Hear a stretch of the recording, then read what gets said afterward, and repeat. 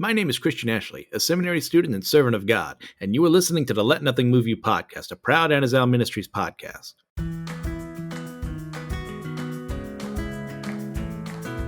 Welcome back, everyone, to the next episode of the Let Nothing Move You podcast. I'm your host, Christian Ashley, joined today by a special guest. You've heard his voice before, and you better be hearing his voice more on the Foreign Saints podcast. My good friend, Karai. How's it going, Karai? Hey, welcome. Thank you for the introduction again. Like he said, name's Kari Rowe. The show's Foreign Saints, reviving the hearts of those that die daily to help you better love God, love people, and make disciples in your day-to-day life. Thank you for having me back on. Glad I apparently did a good job the first time. Well, no one said no. And I'm in charge, so it'd be real bad if I said no. Fair enough. That makes sense. And this is not the only time you're going to be around for us. You'll also be later on for your Exodus 28 and 29. So looking forward to more Karai. Oh yeah. You know how I love me some typology, man. All right. Well, what do you say we get into this bad boy? You go ahead and kick us off, man. Okay. We'll be in Exodus 21 and 22 today, starting in verses 1 through 11 of 21. And you like the ESV, right? Oh, yes. Yes, all ESV, right. But if you want to use a different translation, I ain't going to stop you. Nah, I just use this for class. Good. All right. Now, these are the rules that you shall set before them. When you buy a Hebrew slave, he shall serve 6 years, and in the 7th he shall go out free for nothing. If he comes in single, he shall go out single. If he comes in married, then his wife shall go out with him. If his master gives him a wife, and she bears him sons or daughters, the wife and her children shall be her master's, and he shall go out alone. But if the slave plainly says, I love my master, my wife, and my children, I will not go out free. Then his master shall bring him to God, and he shall bring him to the door of the doorpost. And his master shall bore his ear through with an awl, and he shall be his slave forever. When a man sells his daughter as a slave, she shall not go out as the male slaves do. If she does not please her master, who has designated her for himself, then he shall let her be redeemed. He shall have no right to sell her to a foreign people, since he has broken faith with her. If he designates her with his son, for his son, he shall deal with her as with a daughter. If he takes another wife to himself, he shall not diminish her food, her clothing, or her marital rights. And if he does not do these 3 things for her, she shall go out for nothing without payment of money. Take it away, Karai. What jumps out at you? Oh, man, what does it in this section? You know what I'm saying? And for those of y'all that's listening, Christian came to me and said he was going to be in Exodus a few weeks and months ago. And he asked me, what topics I might be interested in. And of course, the slave laws jumped out at me. Just because it's one of those places everyone likes to bully without actually wanting to understand. So would you mind the slightest of a detour into the New Testament just to get a little foundation here? Yes. You can do whatever the heck you want in this very highly structured show. Fair enough. Let me go ahead and pull this up then. Matthew chapter 19. Let's see, Matthew chapter 19. My and of course, Karai is also going through Matthew in Foreign Saints right now, if you want to check that out. Oh, yes, sir. Video content to be coming in the next week or so. Just recorded and edited that, so I'm really happy about that. Matthew 19, verse 3, starting in verse 3, ESV. We all know this section, but it's important to draw this principle out from what Jesus says. The Pharisees came up to him and tested him by asking, is it lawful to divorce one's wife for any cause? Jesus' answer, and haven't you read Genesis? You only been listening to Christian show, bro. He already told you. He who created them from the beginning made them male and female. Therefore, a man shall leave his father and his mother, hold fast to his wife. 2 shall become one flesh. All right. Their response, well, if that's true, why did Moses command one to give a certificate of divorce to send her away? Jesus says, because of your hardness of heart, Moses allowed you to divorce your wives, but from the beginning, it was not so. And there's something I think that's very important to learn there. This account, of course, reflected in Mark 10, but Jesus clearly is interpreting the Mosaic law about divorce in light of the Genesis creation account.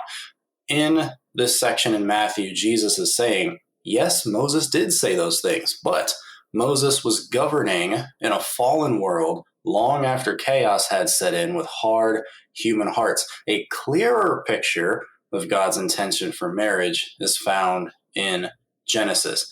And you'll see Paul echoes this the same logic in his letter to the Galatians, chapter 3, verse 17, where he says to them, this is what I mean. The law of Moses, which came 430 years after Abraham's time, does not annul a covenant previously ratified by God so as to make the promise void. All right, you see Paul appealing to the same concept to build a case that salvation through Jesus was going to be by faith, since that was proclaimed to Abraham 4 centuries before the law of Moses is given. In conclusion, then, I think we should be using the creation account in Genesis as our primary text to learn about God's intended design for male and female and other things that it touches on. Unlike with Moses, at the creation, there was no sinful cultural context God was entering into. You have the cleanest slate possible with no baggage, like sinful, hard hearts. But the truth that this should get us to ask is this. Are there other things in the law of Moses that, rather than reflecting God's intended design, are there to manage the hardness of human hearts? And I would argue that the slave laws, I think, fall into that category of things that God gave to the people to manage a hardness of heart that's there. I mean, what else can I say? I mean, just drop the mic. I completely and utterly agree. I mean, using that Matthew verse is like perfection in that it brings up that verse isn't about slavery when Jesus is talking about marriage, but it applies to the law itself. And in the law, we have three different types of laws. We have the moral law, which are absolutes that will never change. Then we have civil laws that are meant specifically for the country of Israel. And then we have priestly laws, which are specifically meant for the priestly time that organization was around. So now that Israel is no longer a nation, now that the priests are no longer who we need to go to in order to seek, refuge in God, there's only one of those three we need to worry about. And the slavery laws don't fall under the moral law. Their purpose is, in a hardened world, to protect the slaves from other people who would abuse their authority and position to just own people and never care for them. And that makes sense to me. And Moses and God both realize, God knows slavery is an evil, immoral thing. It is taking an image bearer and then saying, I own you as if I am God, as if I am the one in charge of you. And yet he allowed it for a certain time because the other nations were practicing it. And this would be a way for Israel to show, okay, if you're going to do it, why would I ever do it the way you're doing things? Why not actually show love and protect the people under my control? Mm-hmm. Mm-hmm. Now, on my show, just plugging a recent episode I did in Matthew 12 where I was talking about the Sabbath, right? Why don't Christians have to observe the Sabbath day in the same way they did back then? I was unpacking Jesus's typological argument about how he's the greater than the temple. And the priests in the temple had a unique relationship to the Sabbath that the rest of the nation didn't have. And Jesus's blood kind of brings everyone into that unique relationship.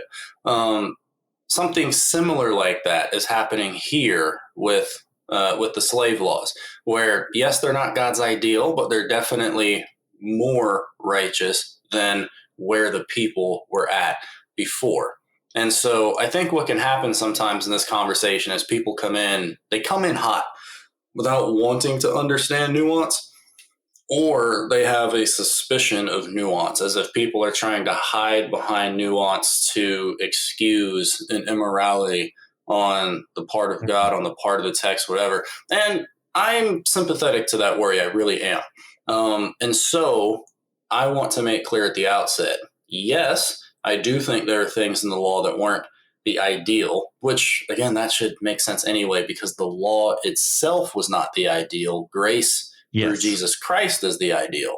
So, I mean, even at that big, stratosphere level analysis, the law wasn't the ideal anyway. Wasn't God's plan. It was just a tutor to lead you unto Christ. And so to that end, I want to kind of show that I definitely understand what real antebellum Southern slavery was. For those that might not know, I am an African American. And I've also been doing a lot of reading. A couple years ago, did a lot of reading, but I've kept the book on my shelf. Paul Copan's Is God a Moral Monster? Making Sense of the Old Testament God. It's a very valuable resource for not just this, but other Torah troubles. And if you'll allow me, I'd like to read a little bit of an excerpt from the foreword in chapter 12. How about it? This is from chapter 12 of Paul Copan's book, Is God a Moral Monster? The runaway slave and abolitionist Frederick Douglass wrote in his autobiography about his first slave owner, Captain Anthony, quote, "He was a cruel man, hardened by a long life of slaveholding. He would at times seem to take great pleasure in whipping a slave. I've often been awakened at the dawn of day by the most heartrending shrieks of an own aunt of mine, whom he used to tie up to a joist and whip upon her naked back till she was literally covered with blood. No words, no tears, no prayers from his gory victim seemed to move his iron heart from its bloody purpose. The louder she screamed, the harder he whipped, and where the blood ran fastest, there he whipped longest. He would whip her to make her scream and whip her to make her hush, and not until overcome by fatigue would he cease to swing the blood-clotted cowskin. I remember the first time I ever witnessed this horrible exhibition. I was quite a child, but I well remember it. I shall never forget it whilst I remember anything.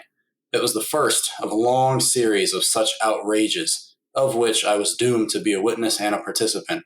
It struck me with awful force. It was the blood-stained gate, the entrance to the hell of slavery, through which I was about to pass. It was a most terrifying spectacle. I wish I could commit to paper the feelings with which I beheld it." And a quote from Harriet Beecher Stowe's Uncle Tom's Cabin, talking about the control that masters had over the lives of slaves. Quote, "The legal power of the master amounts to an absolute despotism over body and soul, and there is no protection for the slave's life," unquote. I will be making the case, along with my buddy here, that the slave laws in Exodus are actually deconstructing that despotism over mind, body, and soul that was there and still is there in slavery that is still practiced today. And so this should be fun. Jumping right into the thick of controversy. But I think we're going to come out really seeing the wisdom of God,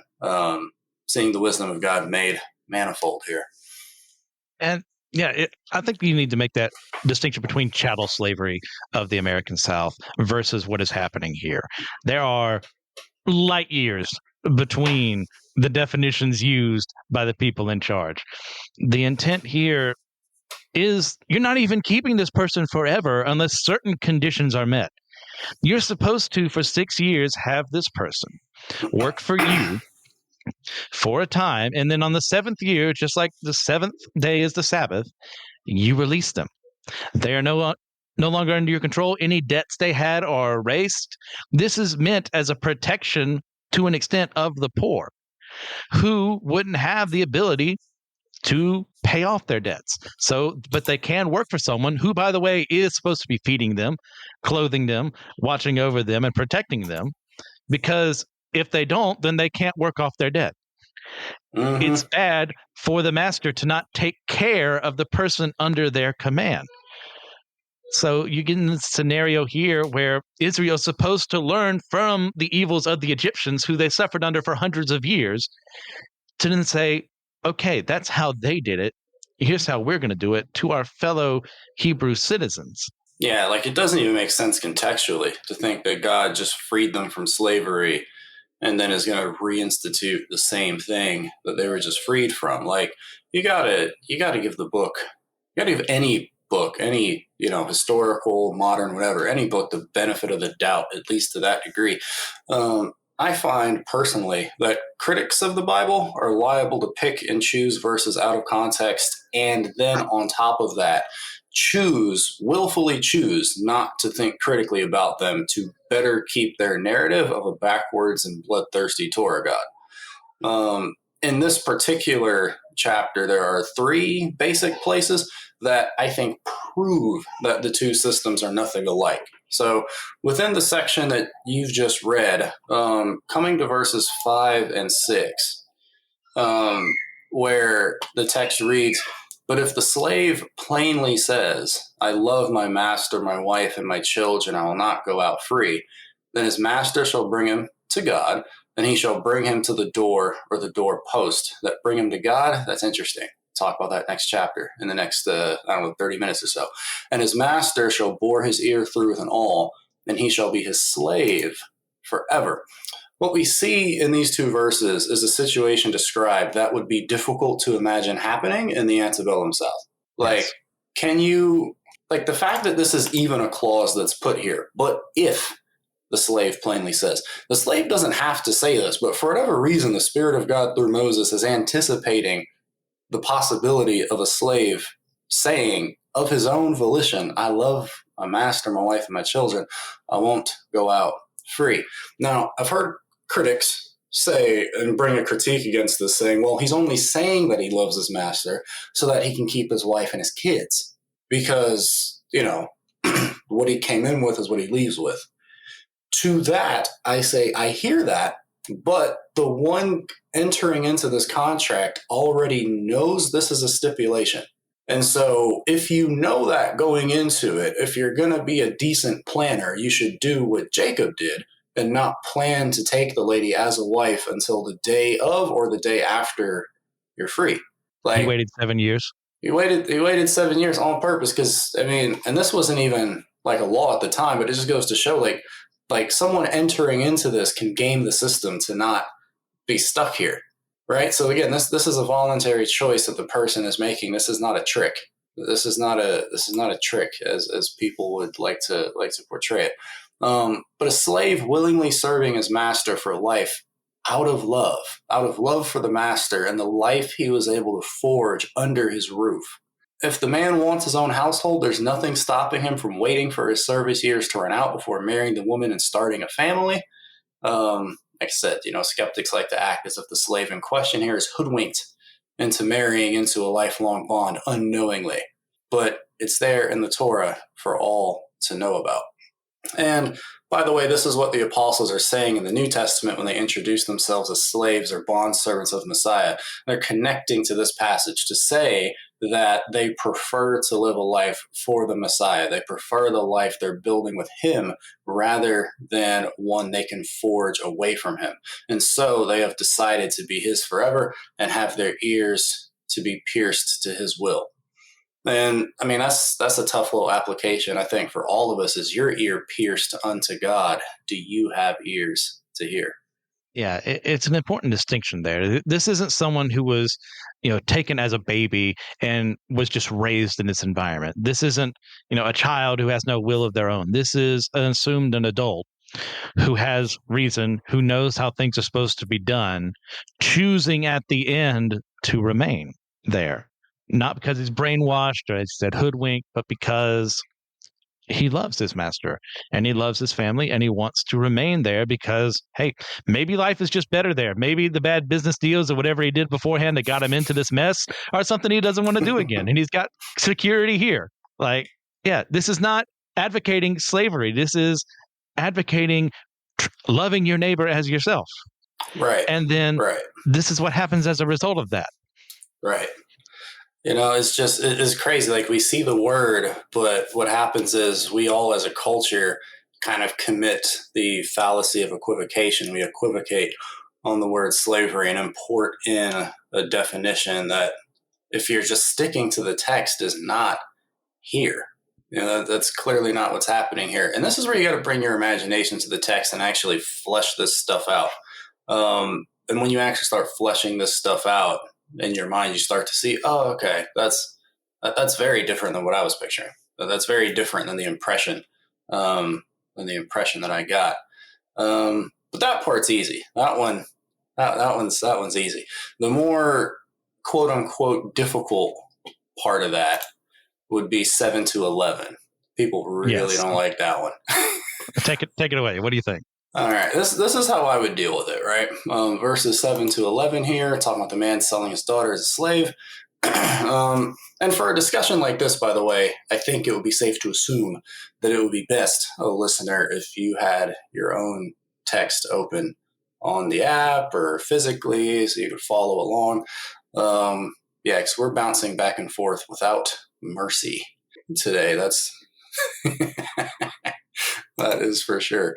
But yeah, verses 7 to 11 details selling a daughter as a slave, but with a very specific purpose in mind.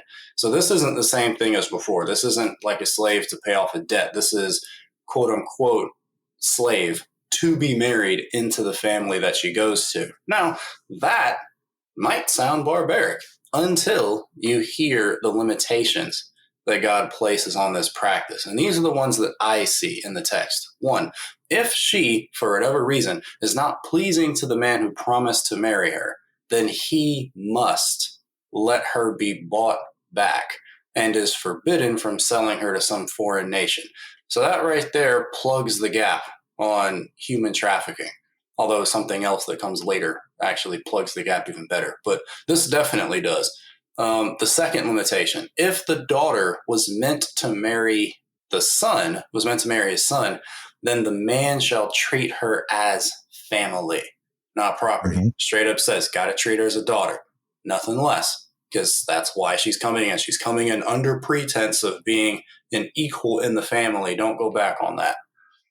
The third limitation I see is this. If the man engages in polygamy, which God already stated in Genesis is not his ideal. So we're already dealing with a situation where some sin has gotten into the dough here. But if a man engages in polygamy, then he still has to provide for her in food, clothing, and marital rights. If he fails to do this, then there is a penalty, and that penalty is that she gets to leave his abusive care for free. Mm-hmm. And you've got the judicial system of Israel kind of acting as, in the stead of God here, kind of making sure that these things are all kept up. This isn't just something that's supposed to be kept because of the niceness of all the people participating. No, there's a legal system that's enforcing these things. So you see, there are a lot of protections given to the woman in this situation and a lot of responsibility placed upon the men in these situations. Because, of course, God can understand how predatory this can get. We're moving people. We're pushing them in a more righteous direction. The scenario is not the ideal. It's better than where you were. It's not where you will be when Messiah comes. And this whole scenario exists in the first place. The assumption is the daughter is being sent from a poor family to a richer family. And this is their bride price, their dowry, because they can't afford to give one. So they set this up instead. And this was meant as a way of protecting those women. And then you add on the other stipulations as well. She's one of the most protected people on the planet, according to the law. And the fact that she gets to go away scot-free if the husband mistreats her. What part of the ancient world are we in? Thousands of years removed from our more modern structure, which still has very screwed up laws on divorce and women being hurt and abused. I don't know which side I'm taking. I'm going to take this side. Yeah, this ain't a bad deal. This ain't a bad deal. To be able to walk into the house and be like, yeah, no, I'm owed. Literally, I am actually owed that you keep your word. Yeah.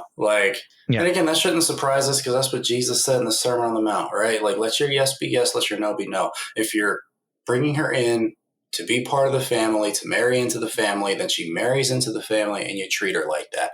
You don't give the false pretense and then hold her hostage here.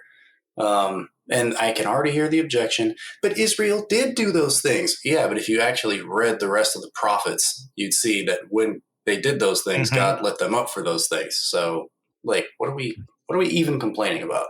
That's like half of what the prophets are about. It's complaining that Israel isn't following the law. They're not loving God. They're not being the people that they're supposed to be. Yeah. God knew it before you did. Yeah. Well, you want to move on to 12 through 15? Yeah, sounds good. Sounds good. Okay. Whoever strikes a man so that he die shall be put to death. But if he did not lie in wait for him, but God let him fall into his hand, then I will appoint for you a place to which he may flee. But if a man willfully attacks another to kill him by cunning, you shall take him from my altar that he may die. Whoever strikes his father or his mother shall be put to death. That's fun. That's fun. This section here from 12 to 14 is reminiscent to me of the not sanctuary cities. That's political. Cities of refuge. Cities of refuge. That's it. Or the cities of refuge at the back end of Numbers. But again, you see the delineation being made between, I guess, what we would say in our culture, first and second degree murder. Premeditated, intentional, and manslaughter. And it's like, yeah, that delineation was here as ancient as Moses, which is, it's not so much connected to this per se, but just at an overall level, I think what I hope we see here from an episode like this, from a study like this, is just some humility and understanding our own, as C.S. Lewis would put it, chronological snobbery of thinking that because we're the ones that happen to be alive, that we're the ones that are figuring out all these moral problems and stuff like that. We're automatically better because we live now. Right. Like thinking that moral evolution is inevitable instead of something that happens, usually with the kicking and screaming against the current of the culture. He's just prideful, man. He's just prideful. What you were saying? As far as that goes, that to me is kind of the biggest thing here. Verse 15, whoever strikes his father or mother shall be put to death. Again, people wanting to take really intentionally wooden readings of the text are always picturing like some 4-year-old who like slaps his mom on the cheek or something. And, I'm just like, guys, it's now, clear what this means. Right, like now you critics are beginning to read the Bible in the way that you accuse me of reading it. It's just the irony abounds. But nah, man, I'm like, we're talking about an adult here. Talking about an adult that strikes against his father or mother, and shall be put to death. Well, what if they hit him first? Well, then you're not talking about this situation. So, this is very clearly, an adult child attacking, physically the mother or father, and they're definitely going to be weaker by that point because the kid's going to be an adult. It's just. Yeah, people just don't be thinking, man. Okay, what would you say to someone who's like, oh, well, so your response to death is more killing? Like, how is that righteous? Well, it's actually funny you bring that up. My response, it would depend upon how the person asked that question. Like, if they meant it legitimately, I'll have a conversation. Like, I actually just had a conversation with my little brother about the eye for an eye concept. And just kind of setting him straight on that. He didn't understand that eye for an eye was a limitation, not like a squaring of violence. Yeah, like it's a limitation. It's a justice thing. He thought eye for an eye was something that each individual person could enact. And I told him, no, that's just how all of us American idiots quote it. This was a legal idea that the courts cannot impose a punishment on somebody that is more than what their crime was. But yeah, no, if they were to ask that question humbly, nicely, not looking for a fight, then yeah, we can have a nice, calm conversation about it. If someone clearly sounds like they're looking for a fight, if they're asking the question to make a rhetorical point, then I would try to get beneath that and challenge the framing. The way that that's being framed, I think, is the real issue. Like, so your solution to killing is more killing. I might ask a probing question right back. Well, what's your response? What's your response? Like the situation is here. That's the thing. Like it's already been done. It has been done. We have a mess to clean up now and justice to do. So what would you do? And so I'm not saying that this is my view per se. But I do think it's interesting how in our culture we decide to go with jail and, put people in boxes for a really long time and take their time. Whereas oftentimes in the law, because of the limitations that the culture had back then, like being nomadic and just being ancient, you'd have more harsh but instant punishments, and then the person just reingratiates back into society without losing time. And the longer I mull on that, the less I'm sure which one I think I'd prefer, to be perfectly honest. Yeah.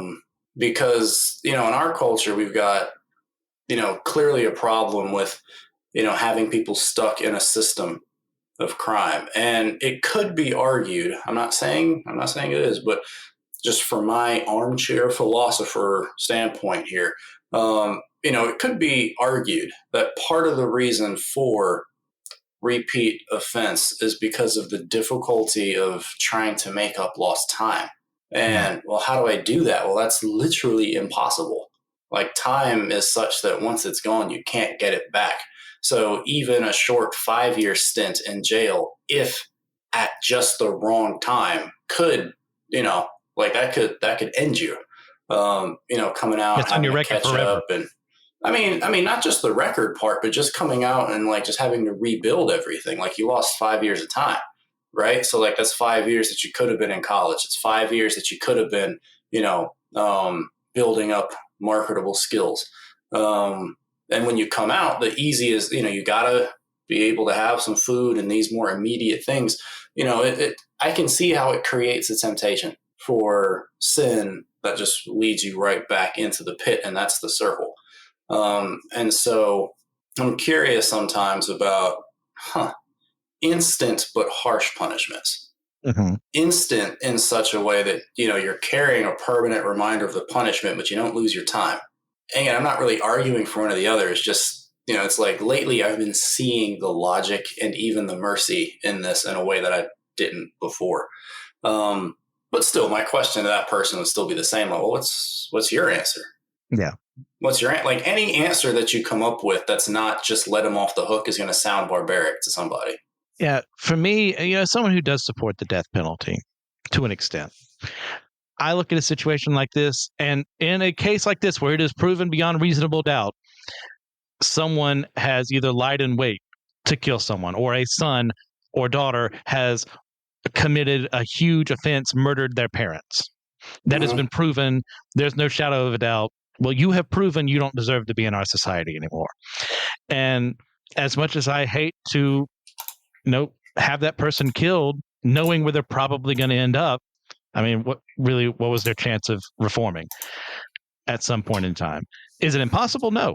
That's why I would give time. I think 10 to 20 years is reasonable enough for there to be enough evidence gathered, enough forensics gathered to say they did this, and that's enough time for them to be remorseful enough. If they're not remorseful, I have, see you, sorry, you've proven you can't be here.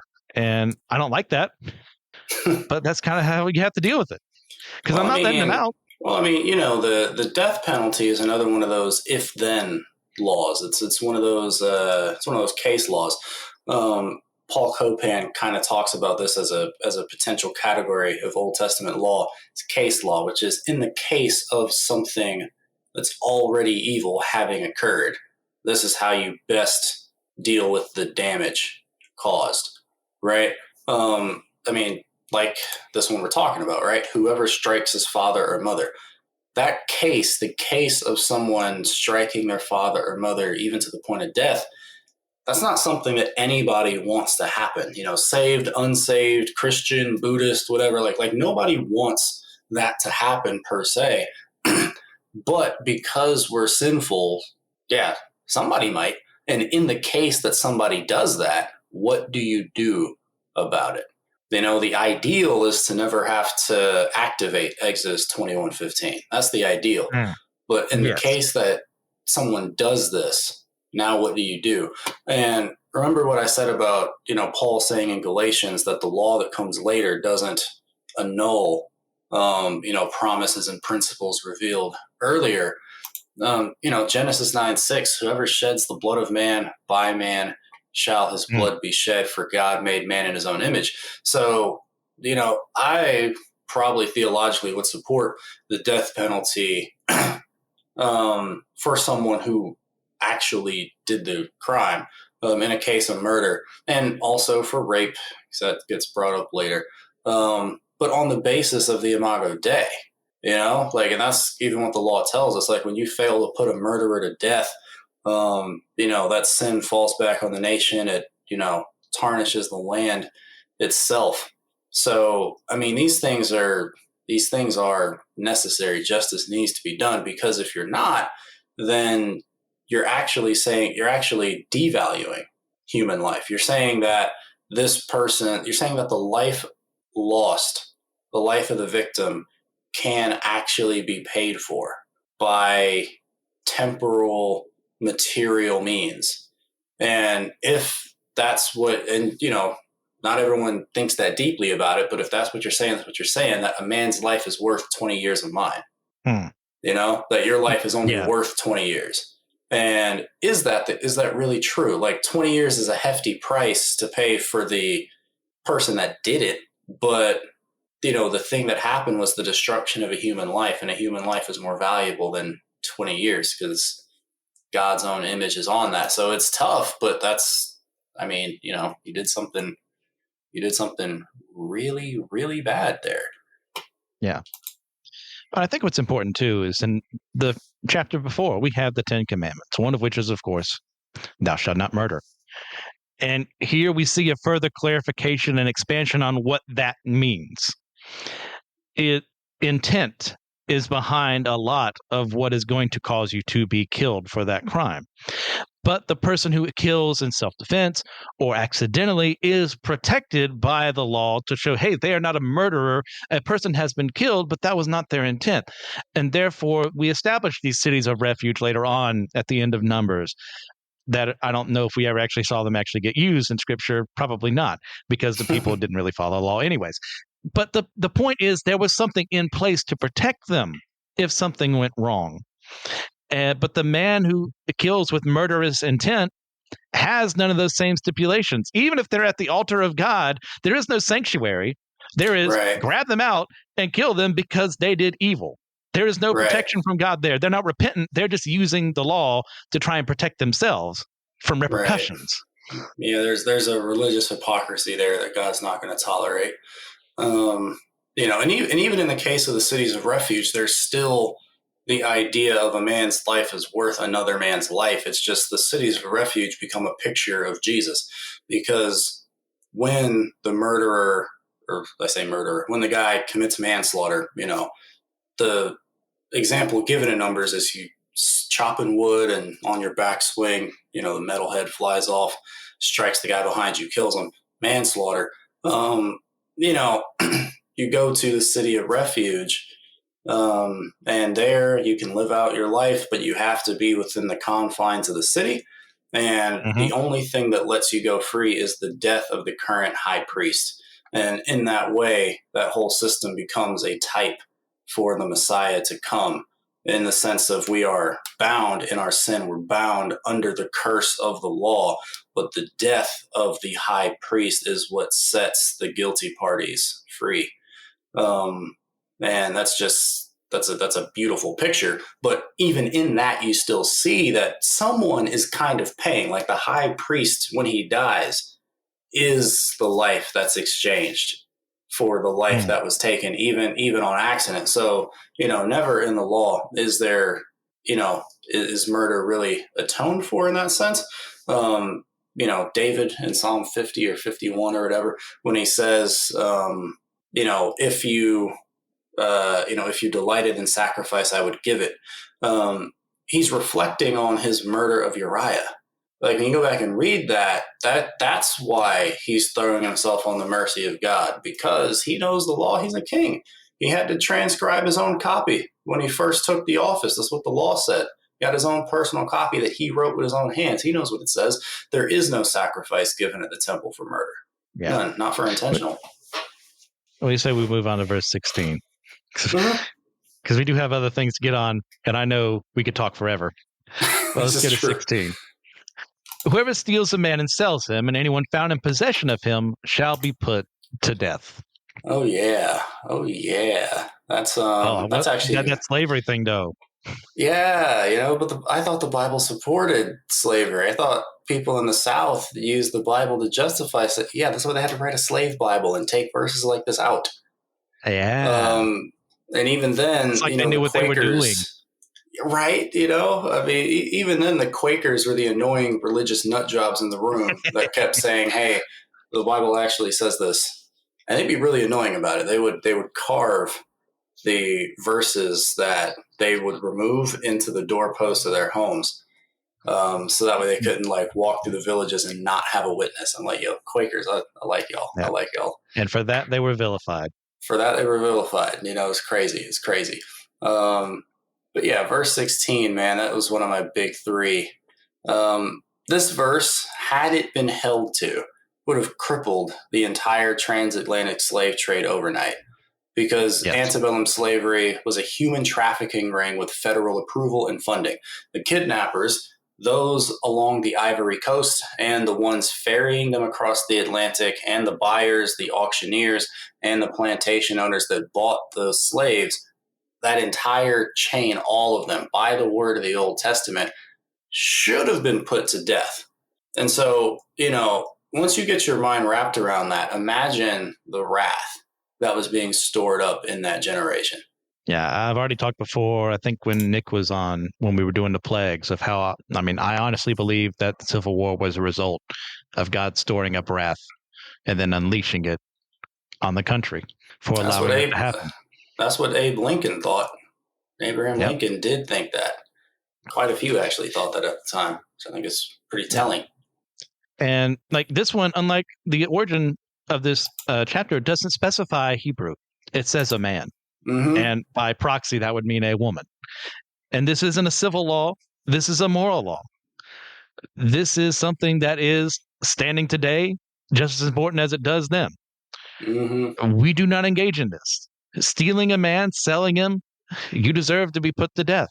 That is, what is it in, is it Revelation 18 or 19, when the whore of Babylon's crimes are being listed, and one of them is human slaves, and it talks about souls. She traded in slaves, that is human souls. Yes. Yeah, I remember that is one of my favorite verses to go to. When having that conversation, the New Testament supports slavery. No, it doesn't. At the very end says otherwise. Right. It's that ideal of places that don't. Yeah, the crimes against the whore of Babylon in that sense these are the many things she did, and it includes this among them. So it kind of tells me God doesn't like it. Yep. There it is. Revelation 18 verse 13 lists all the things that they traded in. And slaves, that is human souls. Other ways of rendering that would be slaves, that is human lives. So the last book of the New Testament clarifies that a slave's life is that of a human life. I don't know how much more clear you can get. Yeah. And this was also meant as a way to be like, hey, those foreigners in your midst, you don't get to just jump them and make them slaves either. Like, because earlier it does specify Hebrew for the slave, but this thing goes to say you can't do that to them within your own country. Yep. Anything else before we move on to 17? Just seeing the congruity of the New Testament on this point. In addition to Revelation 18, there's 1 Timothy 1:10. Now we know that, starting in 8, really. Now we know that the law is good if one uses it lawfully, right? The law is not laid down for the just, but for the lawless and disobedient, for the ungodly and sinners. It goes on to list a whole bunch of sin, and one of the sins listed is enslavers. So that's pretty clear right out of the mouth of Paul. I could talk about 1 Corinthians, not a book people think of when they're thinking of when they're thinking of slaves and slavery. But I think that it is a really good one. 1 Corinthians 7, verse verse 23. You were bought with a price. Do not become bondservants of men. I mean, that's even clearer. Paul literally says that you should not become a slave of another man, and if you can, through non-sinful, non-violent means, obtain your freedom, take it, because that's your way of honoring the doctrine of Jesus' blood purchasing you. I don't know how you ground it in anything more concrete than that. And yet the Bible supports slavery. You know, people just ain't reading. It's all good. It's all good. America just has a reading comprehension problem in general. And man, God forbid I even look at the world. Man.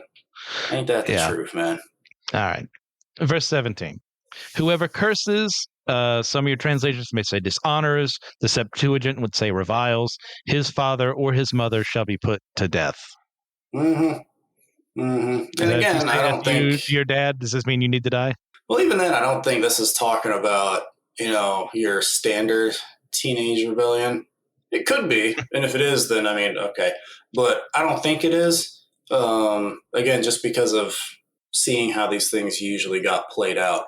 You know, and this is where I think reading some of the Jewish, some of the Jewish extra biblical literature kind of comes in handy.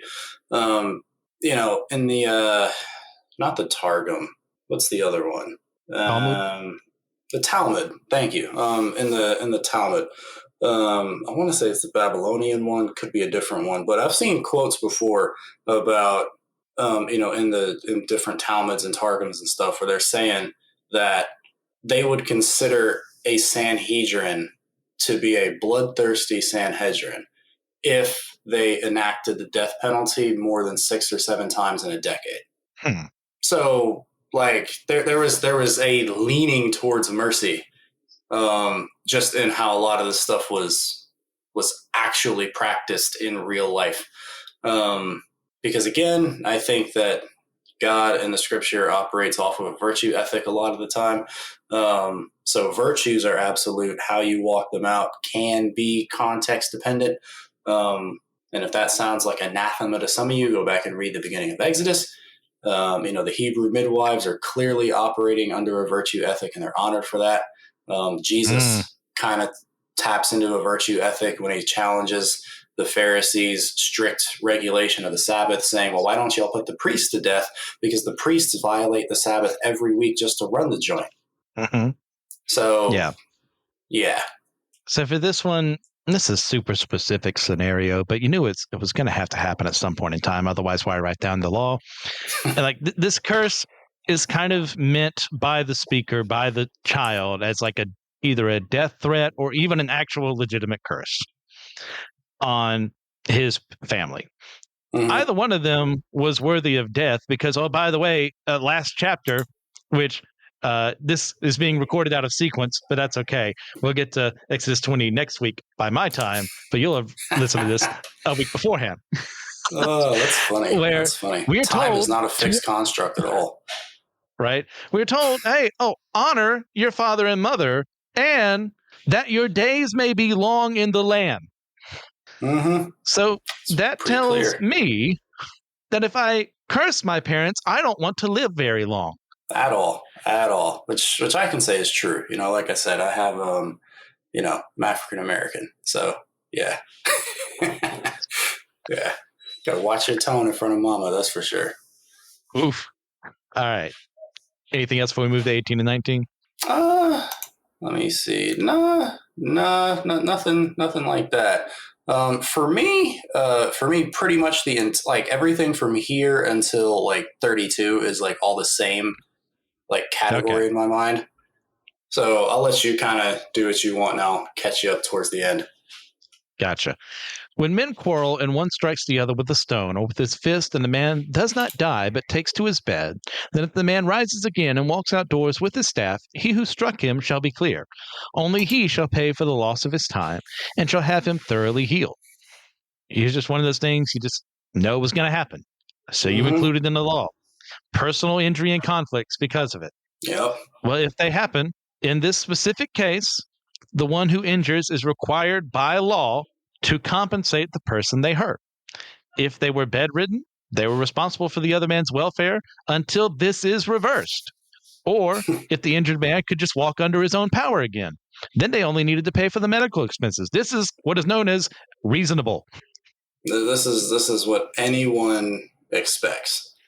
Any reasonable person expects, which is why Jesus uses this scenario in the parable of the Good Samaritan and applies it to a law-rejecting Samaritan to say, dude, this is really obvious. It's really obvious. And it's undercutting the Levite and the priest and that they don't follow this. Like, what are you going to do? They don't do it, but the Samaritan does. And, well, we've already talked about a Samaritan before in other places. We don't need to do that. So we'll go to 20 and 21. When a man strikes his slave, male or female, with a rod, and the slave dies under his hand, he shall be avenged. But if the slave survives a day or two, he is not to be avenged, for the slave is his money. Now, if you wouldn't mind, would you also tie in verses 26 and 27 with that? I was going to ask if you wanted to do that. Yeah, and 32. 26. Yeah. And 32? Yeah. Okay. Yeah. Okay, I see where you're going. When a man strikes the eye of his slave, male or female, and destroys it, he shall let the slave go free because of his eye. If he knocks out the tooth of his slave, male or female, he shall let the slave go free because of his tooth. 32. If the ox gores a slave, male or female, the owner shall give to their master 30 shekels of silver, and the ox shall be stoned. Yep. That trifecta of laws is my like cherry on top for it. This is not the antebellum slave system. All right. Starting with when a man strikes a slave, male or female, with a rod, and he dies, he should be avenged. This is wild. This is wild. When you actually consider this, consider telling this to somebody in the South. Hey, if you kill your own slave, then the slave needs to be avenged. And last time I checked in the Torah, only humans are avenged. Property is compensated for, but humans are avenged. So the slave is human, which is why the death penalty is enacted. Because, as we covered earlier in great detail, the law, there is no sacrifice for murder. It's not there. Yes. It's not there. If the ox gores a slave, this is kind of the combination. This is a fusing together of the principle you were talking about a few verses ago about monetary compensation with the idea of human value. Some would argue that this ox goring a slave passage dehumanizes the slave by reducing him to a price of 30 silver shekels. I've actually heard guys like, like Alex O'Connor actually argue that. And I just, I'm like, Alex, Mr. O'Connor, you are smarter than that. This is not so. The ox is stoned.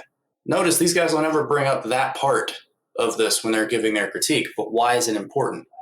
Verse 28 tells us that if an ox gores a man or woman, then the animal shall be put to death. Because verse 32 says the ox dies if it gores a slave, that is humanizing the slave, not dehumanizing him. All right. Yes. Point 1, goring a human gets the animal killed. Point 2, goring a slave also gets the animal killed. Conclusion, therefore the slave is a human being. You may be asking, well, why does the owner not have to only pay some silver? Isn't that unjust? No, sir. Verse 29 tells us that if the ox in question has a known violent history and then kills a human, then both ox and owner are put to death. This means that if an ox known to be violent gores a slave, then the ox and the owner are both put to death. This is elevation, not a demotion. This is something else entirely different from the antebellum South. Yeah, that Douglas passage you read earlier can't exist under the law. No, it can't exist under the law. And that's why I read it, to show like this stark contrast between everyday life from a guy like Frederick Douglass's perspective versus what God is laying out here. Yeah. I mean, you're expected to discipline the people under your command. People obviously would use whips and stuff like that on people who had stolen something or didn't do their job. And yeah, we look at that now a little barbaric, but I mean, they could have done way worse to them. And yeah, if you beat your slave excessively to the point where he dies, who's the blame? It's you, Right. and you ain't gonna make it. You're not gonna make it out of that scenario. And Right. how many times over did that happen in the South? How many times did a slave master go too far? Even happening once is too far, and yet it just kept happening. And they'll ignore verses like this in favor of, well, we can own slaves because the Bible says so. Mm-hmm. Mm-hmm. And they'll key in because this one has verse, repercussions. Yeah, they'll key in on verse 21 after the comma for the slave is his money and say, see, it's saying the slave is his property. And I'm like, no, this is where the ESV does a pretty good job of translating because it doesn't say property in Hebrew. Specifically speaking, It's silver. For the slave is his silver is like the direct translation. But when you understand, again, like these cats are going into this system of slavery to pay off a debt. So yeah, like in a metaphorical but very real sense, the slave is his money in the same way that Steph Curry is the money-making machine for the Golden State Warriors franchise. Like, if dude were to get shot in the street, yes, we would mourn the loss of life. But the Golden State Warriors, while mourning the loss of life, would also mourn the loss of money, right? You're talking, like, yes, they're paying him 60 bajillion, 60 times infinity money a year. But, the amount that they're bringing in through ticket sales and jersey sales and all this other stuff and all the extra paraphernalia, Steph Curry, this human being, is their money in a very real sense without dehumanizing the man, Steph Curry. In the same way, these slaves, these servants were the money of the master because their work is making up a debt. It's either making up a debt or it's just making them profit as the man sells his time for a couple years to get himself on his feet. Yes. But either way, this slave is his money statement here does not contradict anything else that I said earlier. It's both and, Yeah. And it tempers the master too, because if you knock out an eye, if you knock out a tooth because you're excessive and brutal rather than corrective in your discipline, you've lost them. Yep. There's a way you can tell if a master has done that to his servant. Oh, he's missing an eye. Well, how'd that happen? Well, it's just funny. He just decided to pluck it out the other day. Or a tooth. Right. It's like, well, he's ate some really stale bread. Like, no, there's gonna be a sign that you've done this harm to another human being, and therefore you've lost the right to be in charge of them.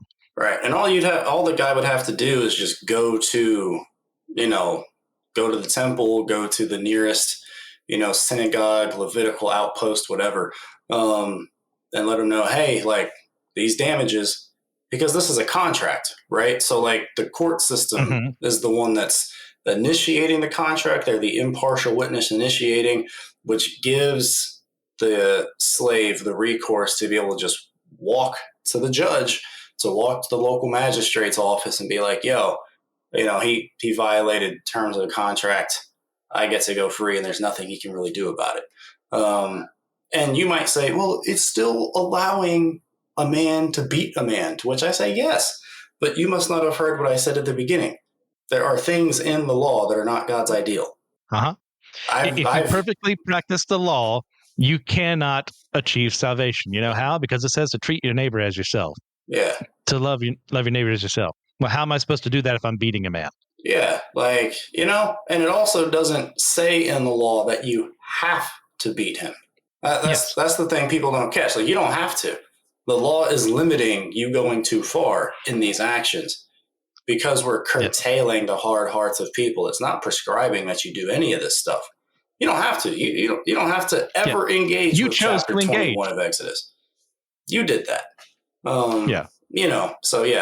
Tutor that leads you unto Christ. Okay. Well, let's go to 22 through 25.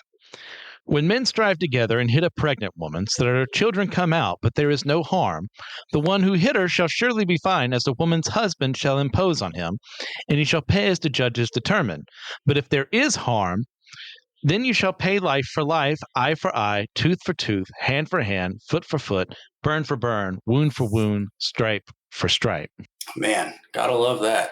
Got to love that. But again, the equating of the unborn child to a human is happening there again.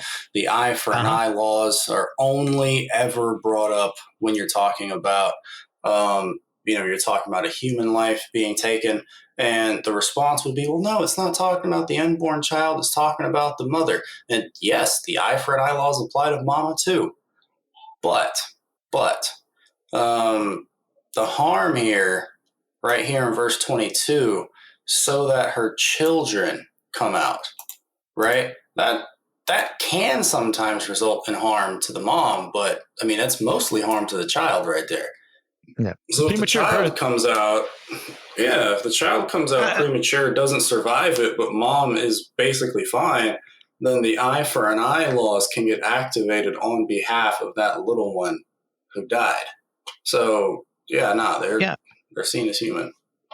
And this is a system established 3,400 years ago, where we don't have modern medicine and ambulances that could drive this poor woman to a hospital if need be, even though they charge outrageous fees, but that's part of the medical system's problem. That's another issue. Ain't that the truth? But this is not now, where that could potentially happen. There are no hospitals. There are no ambulance carriage drivers back in the day to take you to a healer. Is there even a healer anywhere nearby? Who even knows that you're not supposed to leave someone to death? A premature birth here is pretty much a death sentence to a child, because we don't even save every premature child that exists today in America. Facts. Big facts. And that's not because of a lack of medical knowledge or anything. It's because sometimes we just don't get there in time, or it's just that severe. There's nothing that can be done. Because life is actually a really difficult thing to maintain, especially in the pre-early stages and in the very aged. Like, death is just, we have a saying sometimes in medicine when we're, trying to resuscitate people that very well maybe lost causes. Not so much lost causes, but just, it's their time. Sometimes people will say, I feel like the Reaper's in the room, and I'm like, yeah. Like we can go through this whole flow chart and it really might not do a dang thing. It is what it is. And so that's part of the reason why having such a harsh punishment is there, because again, acts as a deterrent. Men, control your strength, because men not being able to control their strength is not just going to affect you, it's going to affect the women under your care, the women in society that are relying on you properly utilizing your strength for their flourishing. And so when you fail to do that, punishments are gonna be severe. And even now, they still are. I've joked a couple times that my two hands on a couple of occasions have prevented somebody from being charged with murder. Like it just is what it is. Like, if I didn't show up and do what we did and get her to the ED and do what we needed to do, you would be facing a murder charge right now, sir. You just would. Just would. Yeah. Back then, when you don't have cats like me, not so much. Yeah. And this whole bringing up, this is the first time we see in Hebrew scripture the eye for an eye, tooth for tooth, so on and so forth. It's because, once again, as you mentioned earlier, this is not an escalation thing. This is to prevent that from happening. You have caused the loss of life. Therefore, in order to make sure things don't go any further, a life is called to be taken. Sorry, you shouldn't have did what you did. Yeah, you shouldn't have did what you did. All right. Well, since we did 32, I'll just do 28 through 31. We can speed read that and then move on. When an ox gores a man or woman to death, the ox shall be stoned and its flesh shall not be eaten, but the owner of the ox shall not be liable. But if the ox has been accustomed to gore in the past and its owner has been warned but has not kept it in, and it kills a man or a woman, the ox shall be stoned and its owner also shall be put to death. If a ransom is imposed on him, then he shall give for the redemption of his life whatever is imposed on him. If it gores a man's son or daughter, he shall be dealt with according to this same rule. Simple enough. Hey, watch your animals. You know what? We may have domesticated them, but they're still animals. They can do things if you don't keep them in line. And if you know what they're capable of because they have proven to do so in the past and do nothing about it, well, you might as well have done it yourself because you didn't prevent it. Well, and that's the interesting thing with verse 28. Like, verse 29 makes sense, right? If the ox has a violent past, obviously, that's why we got dog laws for it, even now. But 28, if the ox gores a man or woman seemingly randomly, the owner of the ox shall not be liable. Again, Yes. Reading the law in light of Genesis gives you a lot of insights, a lot of, I think, wise insights, which is, in a perfect world back in Eden, you wouldn't even have the case of verse 28 of an ox goring a man or woman to death, because the shalom, that rhythm between humans and animals, would still be perfect, would still be preserved. But verse 28, again, you're not in a perfect world anymore. It's very possible that through no fault of your own, because that shalom has been broken, because animals now have a fear of people that they wouldn't otherwise have, it's very possible that this could happen, that an animal could harm you without your provocation whatsoever. Which is just, again, totally separate topic, but just like, not every animal mauling is an act of God. Sometimes it's just a result of the fall. I would say probably most of the time it's a result of the fall, evidence of the fall, evidence of the shalom still being broken, still needing a redeemer to come. But we live as responsibly as we can. That's where 29 comes in. If the animal has a history and you know about it, now it's on you. Yes. Now it's and on you're you. both gone. And you're both gone, So yeah, again, like, life needs a life. Life needs a life. Yeah. Law of equivalent exchange. Just no alchemy involved this time around. 33 through 36. When a man opens a pit, or when a man digs a pit and does not cover it, and an ox or a donkey falls into it, the owner of the pit shall make restoration. He shall give money to its owner, and the dead beast shall be his. When one man's ox butts another's so that it dies, then they shall sell the live ox and share its price, and the dead beast also they shall share. Or if it is known that the ox has been accustomed to gore in the past, and its owner has not kept it in, he shall repay ox for ox, and the dead beast shall be his. And I love that. I think my favorite part of this, I think my favorite section here, let me see. When one man's ox butts another, 35, they shall sell the live ox and share its price, and the dead beast also they shall share. That is, what is the law built on? Love your neighbor as yourself. Goodness gracious. I mean, and you're living in a community far away. We don't have modern technology to phone the judge or anything. Sometimes you just need to solve disputes together. You've got to trust the person working alongside you. And if you don't have that trust, communities break apart. And they could easily break apart from an inciting incident like this. So this seems like a super specific thing. That how many times could this actually have happened throughout the history of Israel? Well, we don't know. It's not recorded.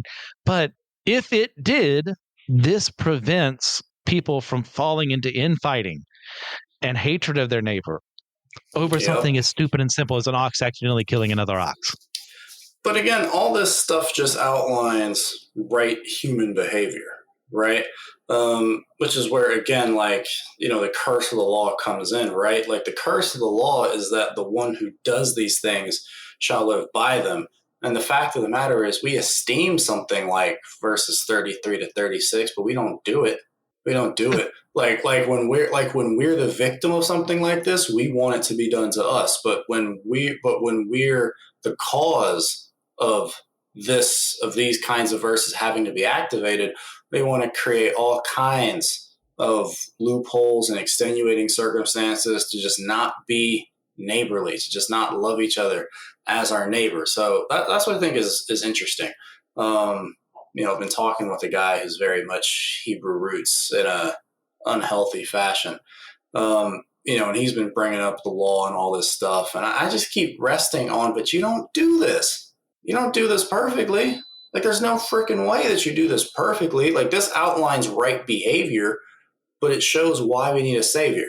So, like when people say, "Oh, I don't need the Bible to be moral," you don't need the Bible to know morality, probably.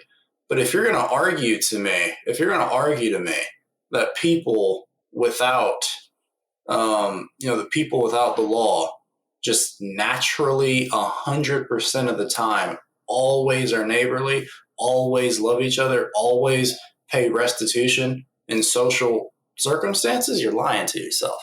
You're lying to yourself. Yes. Oh, you say we get into 22. I would love to, because Let's go to this 1 is through where I'm 4. about to go off. Okay. If a man steals an ox or a sheep and kills it or sells it, he shall repay 5 oxen for an ox, and 4 sheep for a sheep. If a thief is found breaking in and is struck so that he dies, there shall be no blood guilt for him. But if the sun has risen on him, there shall be blood guilt for him.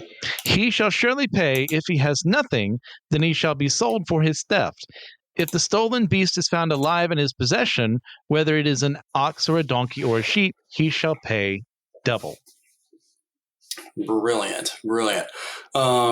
Man, this is going to be fun. I don't know how many people make this connection, but I saw it while I was kind of studying this out. Verse 1 here. If a man steals an ox or a sheep and kills it or sells it, he shall repay 5 oxen for an ox and 4 sheep for a sheep.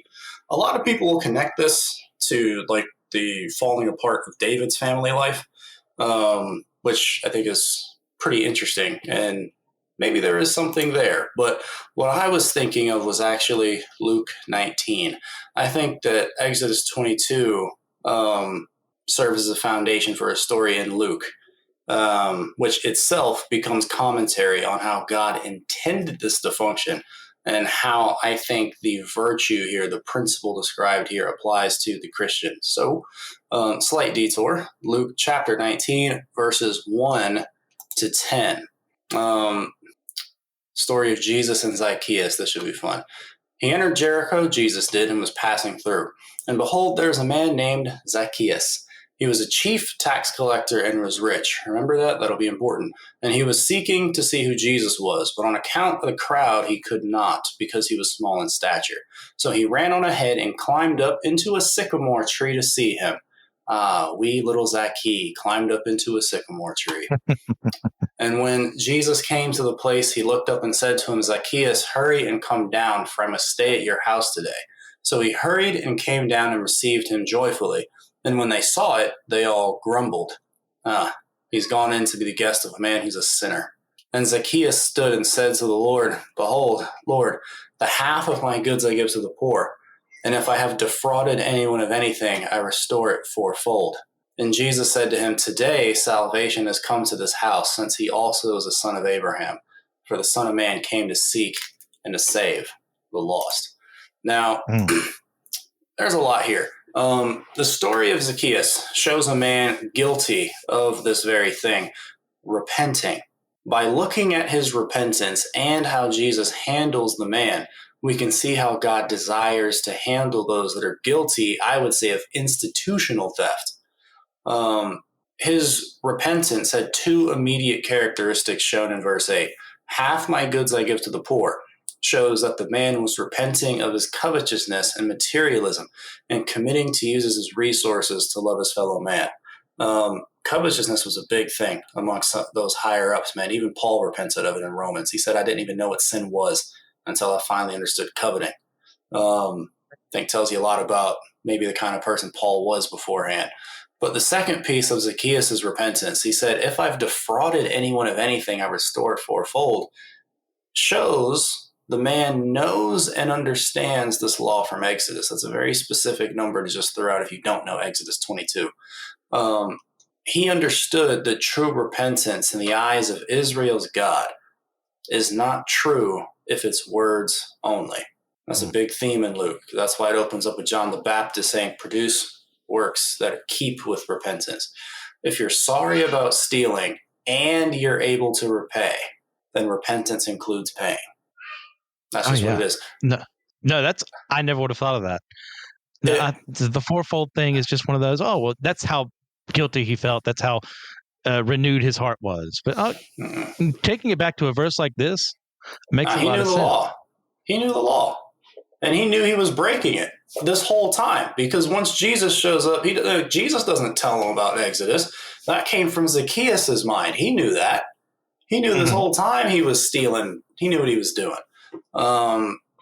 Which is, again, what I think is so interesting about having the Old Testament in mind as you go through the Gospels, because things like that jump off the page at you again, which I think is just so cool. I think it may also imply that the man's racket was in wrongfully stealing people's sheep, since sheep are supposed to be repaid by a factor of 4, specifically in the text.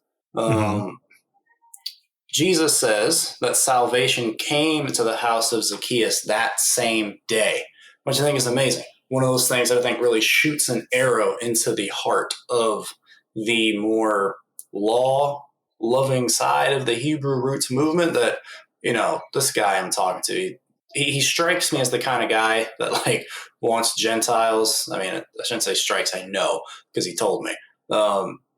Gentiles ought to be following the law and Christians are under the Old Testament law. Christian, I've told you about it. Yes.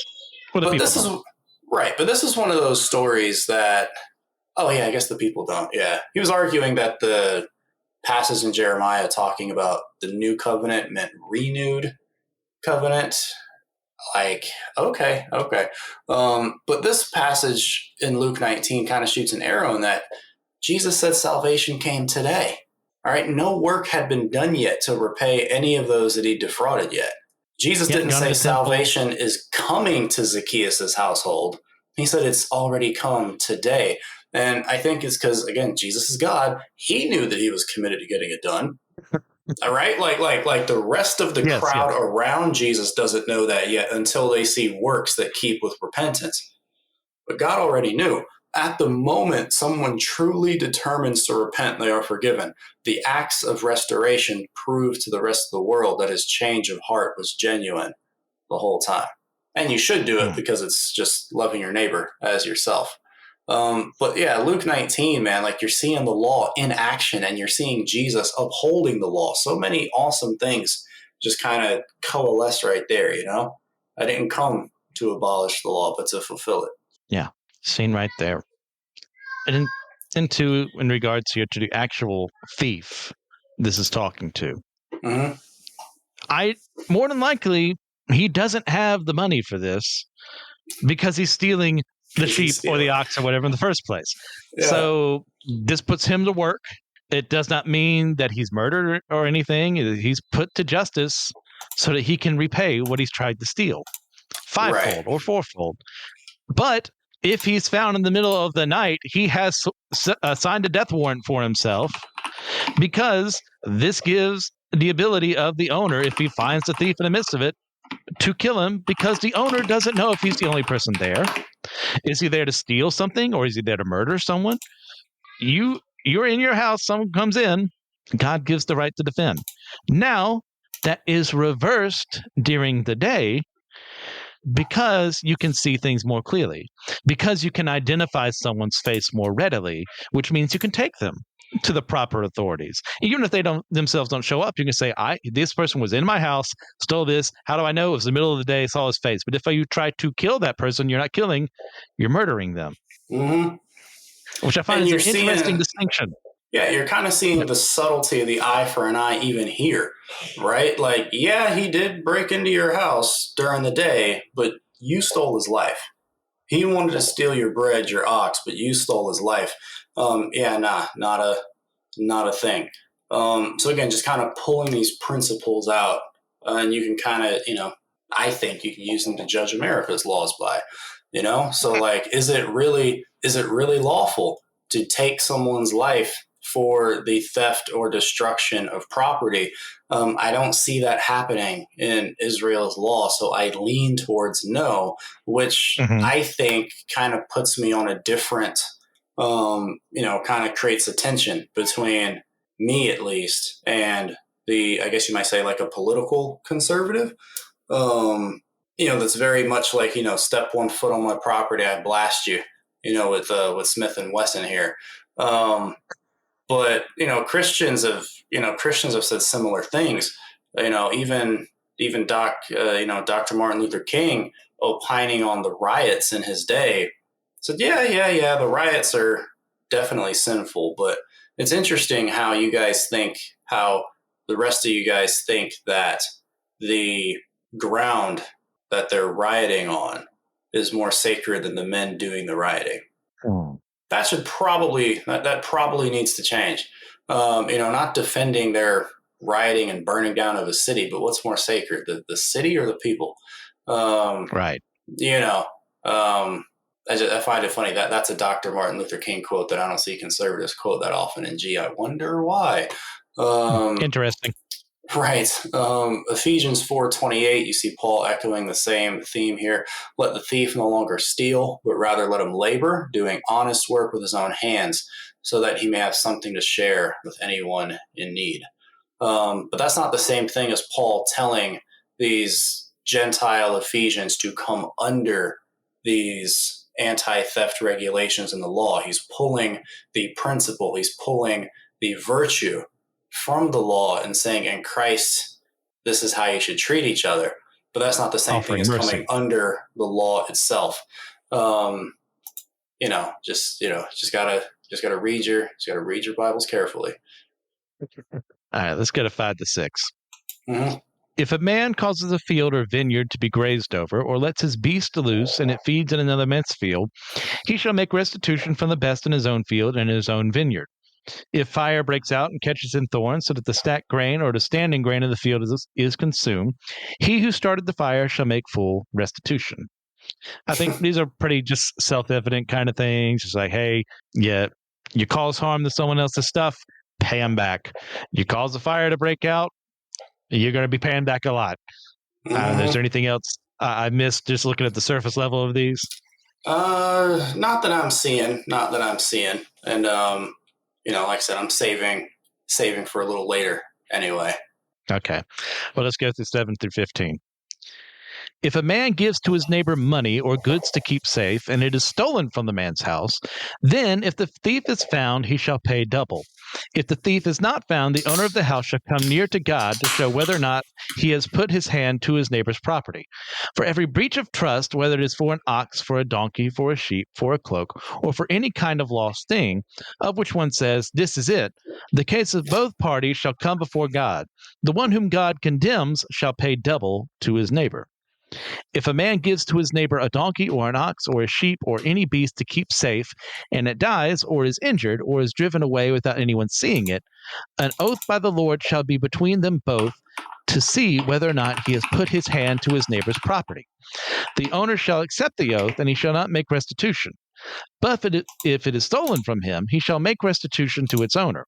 If he is torn by beasts, let him bring it as evidence. He shall not make restitution for what has been torn. If a man borrows anything of his neighbor and it is injured or dies, the owner not being with it, he shall make full restitution. If the owner was with it, he shall not make restitution. If it was hired, it came for its hiring fee. What do you think about that? The last part? I mean, just, that section. I think these are just some more laws intended, to prevent people from, number one, taking advantage of each other, and two, for inspiring, trust between people in the community. If I give something to you and like, hey, something out of your control happens, I could hold a grudge against you for gifting it to you for a time. Or you could say, hey, this is what happened. I will make restitution. And that being part of the law in place already, so that no one has to come up with, well, my cloak was actually kind of this, so really you should give me a better cloak than what I had before. Like, no, let me pay you what is deserved. Right. You can't participate in rebound thievery off of someone else's sin against you. The thing that I want to focus on in that is verse 8, where, it's something that you see kind of peppered throughout this entire section here. I just think it's clearest in verse 8. If the thief is not found, the owner of the house shall come near to God. to show whether or not he's put his hand to his neighbor's property. It took me a while to really even, I think, understand the really cool thing that's happening there. I think people, especially skeptics that read something like that, are imagining this happening like this is a religious rite, coming near to God, and God's going to do some miraculous thing and just put like a green check mark over the innocent and like a red X over the guilty or whatever. But I would say that especially in the law passages like these, that phrase, come near to God, is speaking about the civil authorities. Not to say that the civil authorities themselves are God, but I think this is saying that God is in the midst of social justice actions. And again, one of those things where it's like, you can't talk like that as a conservative or they put you out the party. But, I'm just trying to be Christian here, man. Yes. I really do think this is saying that God is in the midst of social justice actions. Resisting the civil authorities is resisting the one who their authority is grounded in. This is just very simple Romans 13, 1-2. When the authorities aren't acting up. And knowing that God is in the midst of these social justice disputes is a powerful reminder. And I think removing that awareness is very destabilizing. And I think in our culture, we're seeing the fruits of that destabilization, because it's so interesting how we're a culture that cares so much about social justice, but equally and oppositely cares so very little about God. And I think as a result, we're seeing a lot of action, a lot of fruitless action. People that care about justice but can't do anything about it. Kind of like Hezekiah, King Hezekiah, spreading out the letter of King Assyria in front of the temple, saying, "God, we need help. We've done all the preparations. It's like the children are here to bear, but there's no strength to bring them forth." I think that very much oftentimes describes a lot of our social justice efforts. We do a lot of preparation. There's a will, but there's no power. And a big piece of that power is, why should we care what the law says if it's just a bunch of fallible humans anyway? And it's you should go on. No. I just find it interesting. That's where you went with that, because I was thinking, I actually kind of like your idea more. This was, it's time to go in front of the priest and have the Urim and Thummim, divine, and maybe that's it too, But respecting the civil authority, who, by the way, are raised up by God, makes sense too. Regardless of their piety. Well, I've got other text to kind of support that. Idea. Psalm 82, verse 6, which is quoted by Jesus in John 10, when the Pharisees are mad at him for using the title, Son of God or whatever. And Jesus, just being very tongue-in-cheek in that moment, is like, don't the Psalms call you guys gods anyway? Like, that shouldn't be a problem to you. But also subtly threatening. Psalm 82, verse 6, I said you are gods, sons of the Most High, all of you. Nevertheless, like men, you shall die and fall like any prince. Jesus applies that verse to the Pharisees. I said you're gods, sons of the Most High, all of you. Nevertheless, like men, you shall die and fall like any prince. Using it cleverly to defend his use of the title, Son of Man, Son of God. But just again, you see like civil authorities being talked about there in verses 6 and 7 of Psalm 82. Some people would say, "Oh, it's talking about the divine council," and I'm like, I guess, but like spiritual beings cannot die like men. No. I think this is talking about civil authorities like kings. Like kings of Israel were referred to as the Son of God. But like men, you shall die and fall like any prince. Why? Because you're not enacting justice. You're not enacting justice. Earlier in verse 3, it says, give justice to the weak and the fatherless, maintain the right of the afflicted and the destitute, rescue the weak and the needy, deliver them from the hand of the wicked. Verses 1 and 2, God has taken his place in the divine council. In the midst of the gods, he holds judgment. So, question in verse 2, how long will you judge unjustly and show partiality to the wicked? This is aimed at civil authorities that aren't judging properly, saying, hey, there's an authority that's above your authority that's going to hold you accountable. And God is in the midst of what you're supposed to be doing justly that you're not doing. So shape up or God's going to ship you out. And well defended. Like if you don't have that oomph to be able to say to the tyrant, hey, there's somebody above you that cleans up tyrants. What is your appeal? Be nice because Mr. Rogers told me to? like you don't have anything. But it's also important to the citizenry to be like, you might not like the judge. You might not like the president. I don't care. God is in the midst of this too. Not endorsing every single thing that the judge or president does, but where the judge or president does things that agree with God's law, now you're just disagreeing with God. I like that a lot. Yeah. The Psalm 82, never would have thought to bring it in here, but it makes a lot of sense now that you do. Because, like I said, I think it gives the grounding for citizenry to obey the law, but it also gives grounding to that same citizenry that's supposed to obey the law to be able to confidently call out people that become tyrannical once they start to abuse it. Well, I also know you're pressed for time, so what do you say we get to 16 to 17?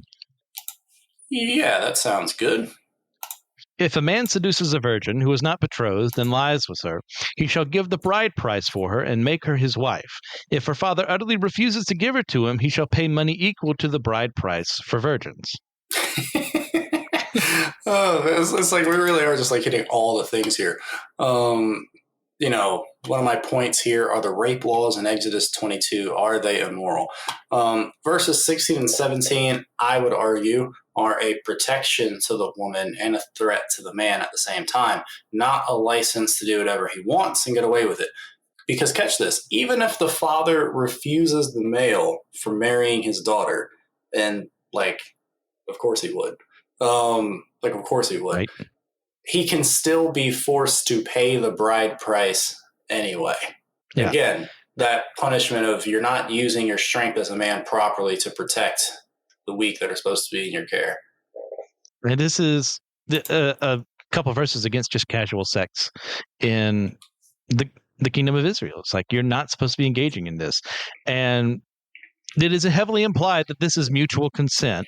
Mm-hmm. But even if it's not, the father still has the right to say no. And the man would have to pay. As such, hey, both of these are guilty of adultery and could be stoned to death for their sin. But in order to prevent that from happening, here's a way out. You either get married or the father can refuse, and you are now bound by law to make physical restitution through money and work because you had to make that money somehow to own up to your sins. Right. And if you failed to do this, death awaits. Right. And so here's the funny irony with that situation, right? As we enter into, there's one more thing in this section I want to talk about, but we're close to the end of my notes anyway. A funny thing about this is that because of the way that situation works, you could end up in a situation where the dude that did that gets a bride price stuck onto him. But because he's unable to pay the bride price, he might have to sell himself into slavery for up to 7 years to be able to pay off the penalty of what he did wrong, which means that he would be entering into the household at a lower status than the lady that he just abused, which is God's idea of a funny joke and justice at the same time. Yeah, that makes perfect sense. It's like hey, it's not dehumanizing because he will get out of this, but you really shouldn't have done that, bro. Yeah. All right, 18. You shall not permit a sorceress to live. Right, magic. Which thing? It's funny, man. This is where I think other passages in the law kind of come into play here, like Deuteronomy 18, talking about the prophet like Moses. That kind of fleshes out these things a little bit more. But the general idea with this is that, and something else. I talked about the something else on my podcast a couple episodes ago. But to atheists will accuse versus like 18 with being imaginary crimes, because sorcery isn't real anyway, so it's an imaginary crime. And I'm like, I mean, maybe, but that presumes that there's not a spiritual realm. And then that leads us completely out of civil law into talking about metaphysics and all these other things. But if you grant the reality of a spiritual realm, as the Bible obviously does, then there's some bad actors there that are going to want to tear the nation down because they're evil and because the Messiah is coming through them. So, God sets up laws like these to say, hey, demons aren't going to be, I don't want demons to be, jerking my people around. And, if you're listening to these sorcerers and necromancers and all these other occult practices, then when the prophet like Moses, who is Jesus, shows up, you won't listen to him. That's the justification given later on in Deuteronomy. And I think that's a good enough justification, to be perfectly honest.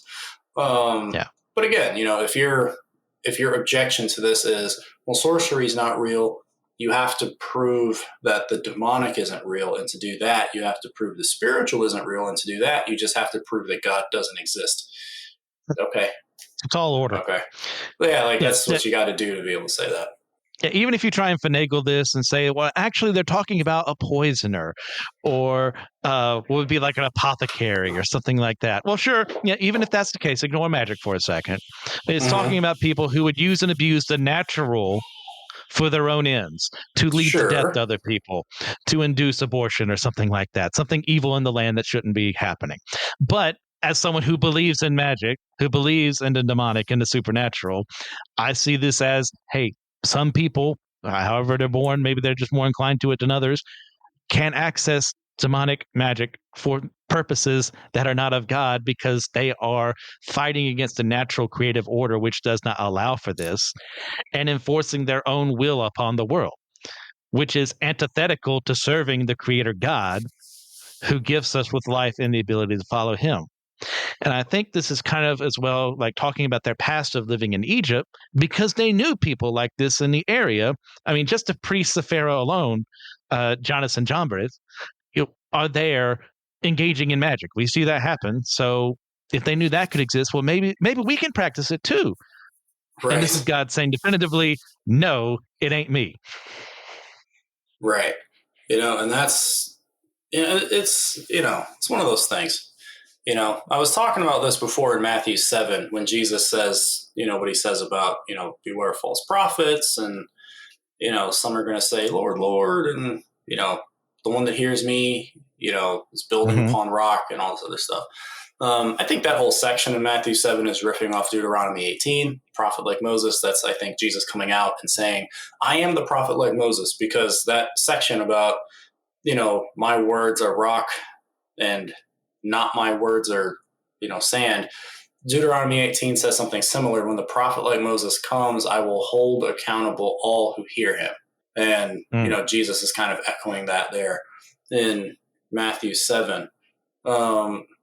So, when you understand that that's the issue there, that all of these pagan religious practices are going to harden your hearts to Jesus when he comes, and then we read in the New Testament that it did indeed have that effect on those that were practicing those things, then, you see the logic. You see the logic played out right there. And in America, we do the same thing. If you are found guilty of cohorting and operating with terrorists, you are going to face the punishment of the terrorist.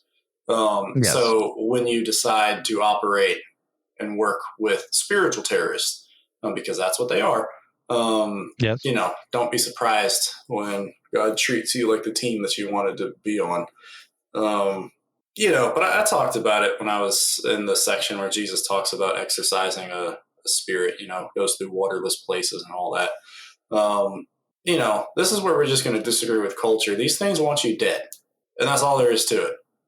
Yes. They want you dead. They want your friends and family dead. They want everything God ever made. They don't love you. They just act like they do. So, yeah, I think it actually makes a lot of logical sense. But like I said, for those that disagree, we're basically going to have to debate the existence of God, which is cool. It's just that's where the conversation is going to land you. just be ready for that. 19. Whoever lies with an animal shall be put to death. I think that one's kind of self-evident. Do we really need to go into detail?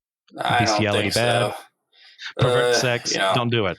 We'll put this podcast on a time capsule for 25 years and come back to it. There you go. Whoever sacrifices to any god, this is verse 20, other than the Lord alone, shall be devoted to destruction. Yeah, for the same reasons. You're dealing with spiritual terrorists. Yeah. Makes perfect sense to me. And I'm sorry we're rushing through things, but Cry has other places he needs to be. He was kind enough to stay as long as he has. 21 through 24. You shall not wrong a sojourner or oppress him. For you were sojourners in the land of Egypt. You shall not mistreat any widow or fatherless child. If you do mistreat them and they cry out to me, I will surely hear their cry, and my wrath will burn, and I will kill you with the sword, and your wives shall become widows, and your children fatherless. Just read the prophets. That's all you need to know. This was warned in Exodus. It was warned by the prophets. It happened in Israel. Imagine that. Here's your social justice. Right. It's like, again, if you take issue with this, two things.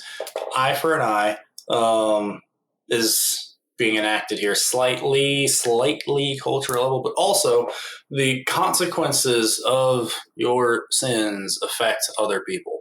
That's just what it is. It's unfair that you're going to make, the wives and the children, widows, and it's unfair that you're going to do that, God. You could argue it's unfair that God doesn't punish evil people fully in this world for the sake of those women and children. Now, I wouldn't ever argue that because I don't want to be in God's position. I'm just saying that someone who's also cynical in the opposite direction could argue that, and you, with your objection, would not really have a response to that. Again, dealing with the messiness of sin can itself look like a messy business. But the principle here is big. Because Bradley, I know you're listening to this. Your question about, illegal immigration and all that. This is a passage I would pull principles from. I wouldn't apply the principle itself to it there. But you got to look for principles, man. You shall not wrong a sojourner or oppress him. All right? Don't oppress foreigners. Well, what's that mean for illegal immigration? It means what it says. Is is your policy for immigrants oppression by another name?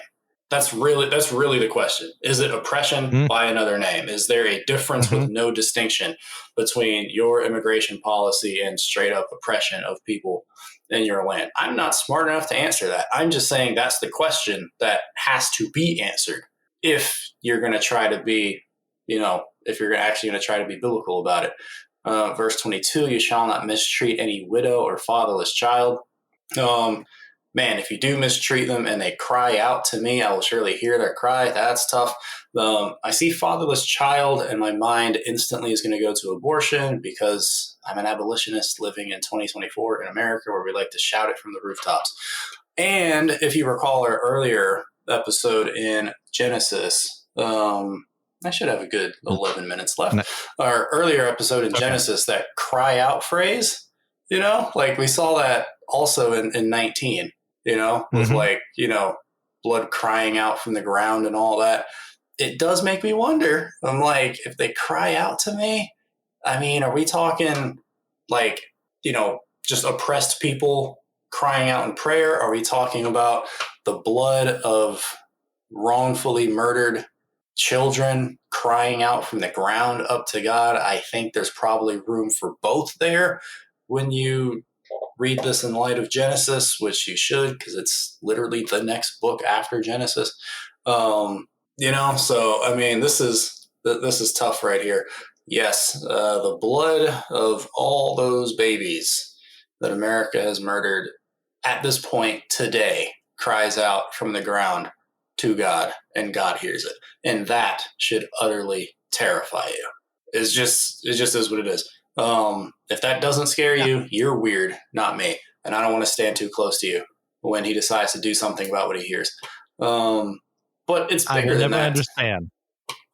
Right. I will never understand people who say only God can judge me and then act like that wins an argument. Because if I were in your shoes, that would terrify me. That terrifies me, bro. Like, that's why I came to Jesus, because he can and he will. Only God can judge our nation for what we've done. Yeah. Yeah. Yes, he can. Yeah, he's already told you what the judgment is, actually. That's why weirdos like me and Christian are deciding to be like the prophets and be like, yo, he's going to do something about this eventually. I don't know when, I don't know how, but he's going to do something about it, and you won't like the something that he does. I don't want it to happen because I don't want people to get killed, even though it's rightfully deserved. Right. I want them to be saved. Right. But you got to deal with it at some point. If judgment comes, I might lose Wi-Fi. I don't want that. Y'all gotta shape up. Y'all gotta shape up, dude. I need that. But he mentions widow and fatherless child, right? So like widows, orphans, young kids, whatever. The way that we, just insist on not reforming the foster care system, mistreating of fatherless children. God hears that. He sees that. The way that we mistreat elderly widows in nursing homes and don't care about reforming that situation. God hears that. God sees that. This verse 22 is bigger than just abortion, though it does encapsulate it. Just don't think that. By the way, that's not the world's problem to solve. Right. Why do we have nursing homes, secular nursing homes? Why do we have a secular system in place for adoption and fostering children? That's not their job. Social Security shouldn't exist. That's not the government's job. That's our job, and we've let it be delegated elsewhere, and look what happened as a result. Right. It's the fact that we didn't want to do anything about it. If the government wants to have orphanages, let them do that. If they want to do a Social Security safety net, let them do that. At least to me, I think the sin comes in, like you said, completely abdicating. Because there's orphanages, I don't have to do anything for the fatherless. Because there's Social Security, I don't have to do anything for my aging parents and grandparents. I think that's like the real sin there. If the thing that you're doing for them is utilizing those services, then I don't, quote unquote, see a problem. But like I said, working in medicine, I see the difference between someone utilizing a nursing home the way it's intended and flourishing happening at the end of life, and someone dumping off Meemaw at the nursing home and not coming back to check in 15 years until it's time to try to act like you care to collect insurance money in the ICU. I see it all the time, and so does God. And so does God. Like I said, we need a savior. That's the beauty and terror of the law, is that it delineates, this stuff that you're doing that pricks your conscience is way worse than you thought. Yeah. Way worse than you thought. 25 through 27.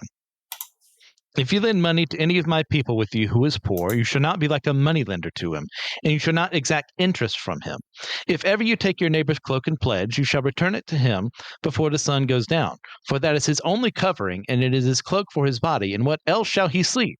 And if he cries to me, I will hear, for I am compassionate. And there it is again. The end of James mirrors this as well. James 5 or whatever. You rich that that withhold the payments of your workers. Watch out, man. God sees you.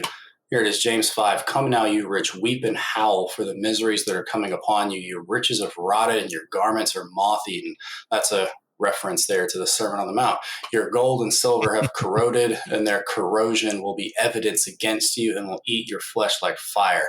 You've laid up treasure in the last days. Behold, the wages of the laborers who mowed your fields, which you kept back by fraud, are crying out against you, and the cries of the harvesters have reached the ears of the Lord of hosts. You have lived on the earth in luxury and in self-indulgence. You have fattened your hearts in a day of slaughter.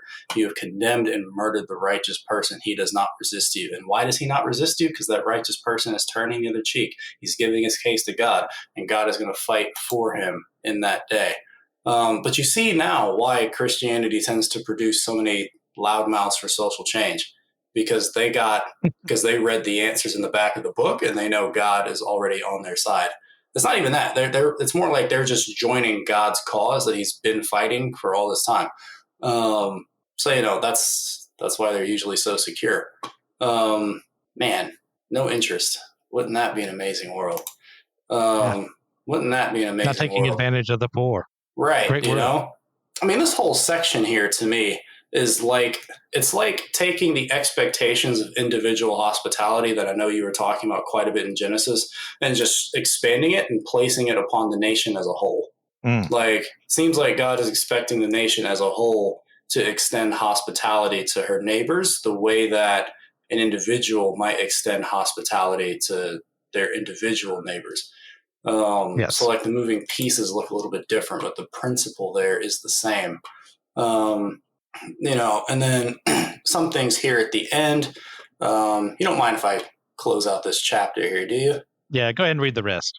Yeah, verse 28 to the end. You shall not revile God nor curse a ruler of your people. That one's fun because you see again like that concept tying together like the teamwork of God and the ruler, without necessarily like justifying all the sin of the ruler. You shall not delay to offer from the fullness of your harvest and from the outflow of your presses. The firstborn of your sons you shall give to me. You shall do the same with your oxen and with your sheep. 7 days it shall be with its mother. On the 8th day he shall give it to me. Let me know it's not child sacrifice. If you want the easy answer on why it's not, read the beginning of Luke. Mary does not sacrifice Jesus on the 8th day. He lives a full, long life. You shall be consecrated to me. Therefore, you shall not eat any flesh that is torn by beasts in the field. You shall throw it to the dogs. So yeah, no, I mean, it's just like there's so much meat there in those two chapters. You know, Yeah, absolutely wild. Well, thanks for joining me on this, Karai. I'm sorry we had to kind of shorten this, but I got here later than I was supposed to because I forgot Central and Eastern times, and then Karai has to do some things. Meredith has to do some things. Yeah, Meredith is also on the show for Foreign Saints every now and then as well. You can listen to her. Anywhere else people can find you? Your YouTube page? Yeah, on YouTube by the name Foreign Saints. I'm going to be getting to be more active on there. I have a new video up on abortion, kind of helping people answer a couple questions like, medical definition of when life begins, how to answer some more pointed questions, and a short little 10-minute little lecture on the power of framing and conversations and in witnessing. Definitely don't want to miss that. The Foreign Saints podcast on Spotify, Apple, pretty much anywhere you get your podcast. Yeah. Okay. And also, Christian, I'm going to take this opportunity to invite you onto the YouTube channel. We can have a conversation on the topic of your choice. It should be fun. So yeah, okay. listeners of Let Nothing Move You, you got something to look forward to. And so do I. Okay, I'll let you know what I decide. Yeah, man. But guys, thank you for listening. Hey, extra long episode. Coincidence that the last time this happened, Karai was on? Who knows? Not me. Please. It's your fault. If you get a chance, leave a 5-star review on your podcasting platform of choice to just help us with the ratings there. If you're interested in my own fiction writing, you can find my works at strivingwritersguild.com or on Amazon by searching for the name MC Ashley. If you want to hear more of me for whatever reason, you can find me on Systematic Ecology or the Why I Don't Like podcast. I'm currently going through Mushoku Tensei and why I don't like that show. As well, if you're interested in some more solid studies into the Bible and its teachings, and check out the other members of the Anazal Ministries podcasting network. You can contact me at letnothingmoveypodcast@gmail.com. I'd like to extend a special thank you to Joshua Knoll for the editing that he does and for the music he adds to the podcast. And with all that in mind, God bless you all in accordance to his will and not mine. And allow me one more time to remind you, let nothing move you.